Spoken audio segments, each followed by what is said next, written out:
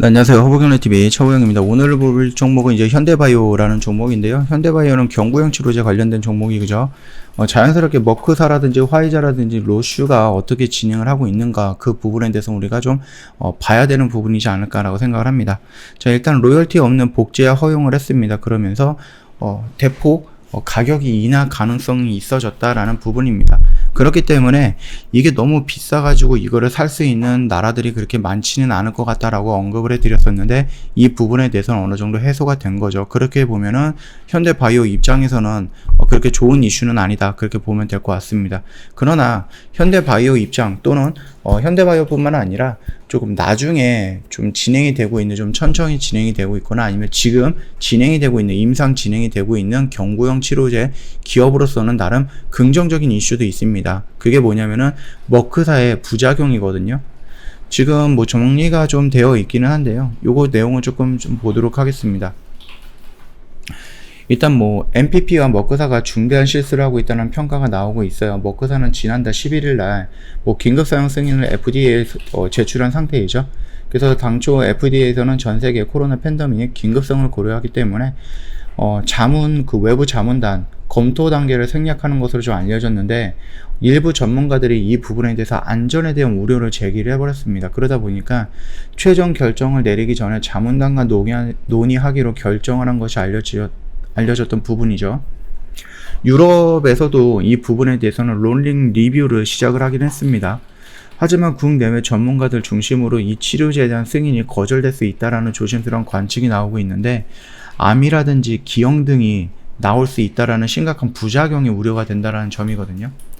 머크사의 안전에 대한 우려는 지난 8일날 그 미국 국립보건원에서 임상시험 정보를 공개하면서 공식 제기가 됐었습니다. 그때는 일단은 뭐 머크사가 밝힌 임상 참여 자격 기준이 성관계를 금지하는 것이 포함이 되어 있기 때문인데요. 그래서 남성의 경우 약 투여 기간과 마지막 투여 후 뭐 최소 4일 동안은 금욕적인 생활을 유지해야 한다는 것을 동의를 해야 하고 피임하는 것에 동의를 해야 한다라고 했습니다.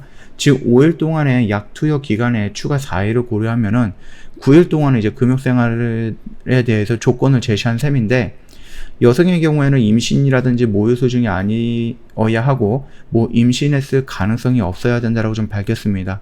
그래서 임상 참여자들에게 성관계를 금지하거나 피임을 지시받는다라는 점을 주목할 가치가 있다라고 하거든요. 임신하게 되면 약물이 선천적 기형을 유발할 가능성이 있음을 시사했다라고 보고 있는 겁니다. 물론 이게 완벽하게 그런 결과가 나오거나 그런 거는 아닙니다. 그럼에도 불구하고 이런 새로운 약이다 보니까 어떠한 그리고 또 패스트 트랙으로 긴급 사용 승인 신청이 됐던 거다 보니까 어떤 부작용이 나올지 아무도 모르는 겁니다. 그래서 지금까지 뭐 나와 있던 것들을 보면은 뭐 길리어드사에서 머크에서 로슈에서 화이자 그다음에 뭐 셀트리온 이렇게 좀 있었잖아요. 그래서 임상 같은 경우는 다 완성이 됐던 것은 길리어드라든지 머크라든지 셀트리온 이렇게 좀 진행이 되고 있는 거고요.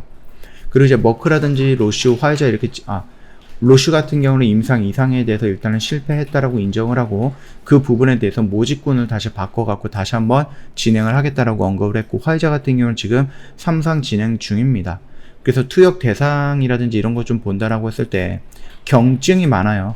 위중증 같은 경우는 길리어드에서 나왔던 그 치료제 정도가 있고 나머지는 이제 머크, 로슈, 화이자, 셀트리온, 로슈는 좀 뺄게요.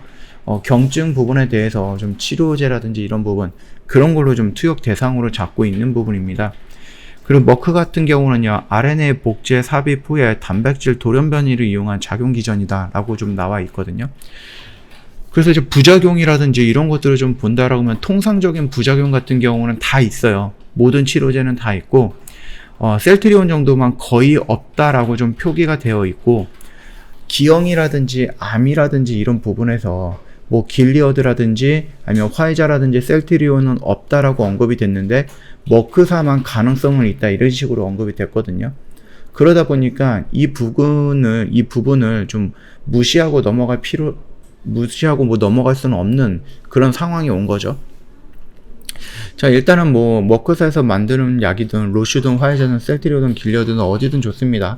좀 안정성 있는 약이 좀 나와준다라고 했을 때는 그 약이 거의 대세군으로 굳힐 가능성은 있습니다. 우리나라도 40만 명이 좀 먹을 수 있는 약에 대해서 선구매를 한다라고 하는데, 그 부분이 이제 거의 머크사 약이고 화이자가 일부 들어가는 걸로 알고 있거든요.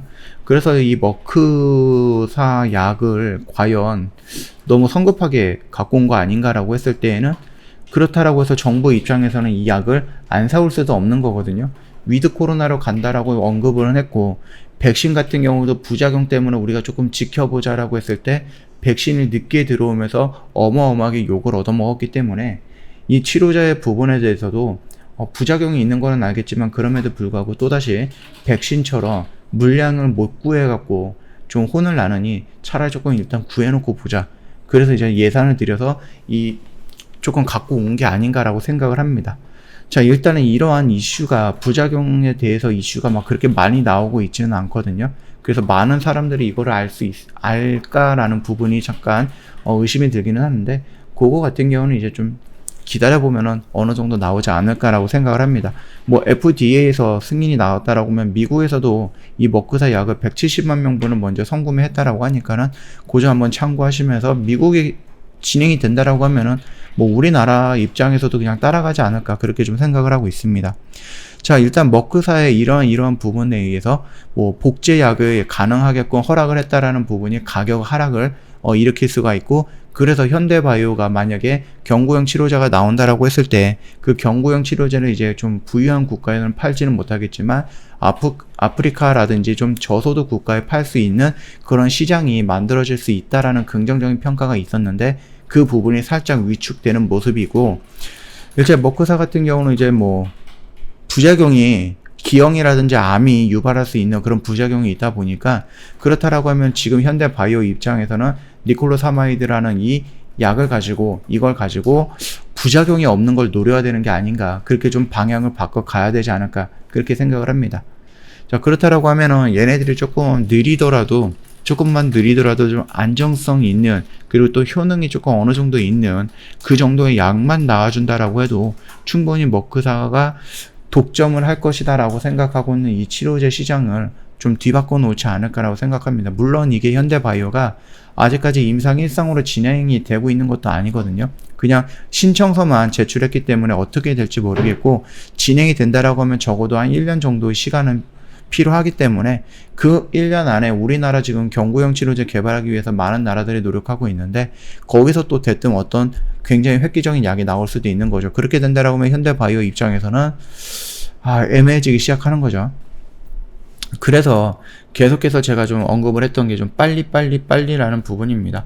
늦게 해갖고 안정적인 약이 나오면 좋은데, 그 기간까지 과연 다른 데서도 연구를 안 할 것인가라는 부분에 대해서는 또 그건 아니다라는 거니까, 그 부분까지 본다라고 하면 현대바이오 지금 솔직히 좀 늦은 감이 있긴 있다, 그렇게 좀 말씀을 드리도록 하겠습니다. 아직 흐름은 움직인 게 없어요. 오늘 전체적으로 바이오 관련된 종목들이 많이 하락을 했습니다. 그러다 보니까 업황 관련해서 같이 밀린 게 아닌가라고 생각을 하고 있으니까 참고하시면 되겠고, 요 라인의 지지 여부를 좀 지켜보시고, 얘가 이런 식으로 좀 돌아 나가는 모습이 형성이 된다라고 해도 그 부분을 한 번에 따라가기보다는 눌리는 구간에서도 지지가 나오는지 확인하고 진입하는 것이 나쁘지는 않는 선택인 것 같다, 그렇게 좀 말씀을 드리도록 하겠습니다. 저 허브경제TV 홈페이지 놀러오시면은요, 카톡 친구 추가 가능합니다. 할 수 있는 방법에 대해서는 사진으로 올려놨기 때문에 이 그림 보고 천천히 등록을 하시면 될 것 같고요. 카톡 친구 추가하시면 저희가 무료로 제공해드리고 있는 영상이 있는데, 그 영상 보시면은 뭐 시장 브리핑, 시황 브리핑이라든지 재료 브리핑, 이런 부분들이 언급이 되어 있어요. 그래서 시장을 보는 데 있어서 충분히 도움을 받을 만한 영상이다, 그렇게 좀 말씀을 드리겠고, 저희가 무료로 제공해드리고 있습니다. 그냥 카톡 친구 추가하신 다음에 허브리핑 영상 보내달라, 딱 요 정도까지만 진행을 해주시면 될 것 같아요. 저희가 오늘이 마지막 날입니다. 이벤트 마지막 날이고요. 1주년이다 라고 해서 저희가 특별하게 6개월짜리 신규 이벤트를 했습니다. 1년이라는 기간이 조금 부담이 된다, 그래서 좀 망설였다 하시는 분들을 위해서 저희가 6개월짜리 신규 이벤트 런칭을 해서 진행을 했는데, 이 6개월짜리 이벤트가 다음 달에도 있다, 그거는 아닙니다. 말 그대로 1주년을 맞이해서 깜짝 이벤트 형식으로 해서 일주일 동안 했는데, 너무 많은 문의가 와서 저희가 뭐 한 5일 정도만 연장을 한 겁니다. 그러니까 그 부분 참고하시고 이 기회 놓치지 마시라 라고 좀 말씀을 드리도록 하겠습니다. 자, 오늘 영상은 여기서 마칠 거고요. 영상 도움이 됐다 그러면 구독과 좋아요 한번 부탁드리겠습니다.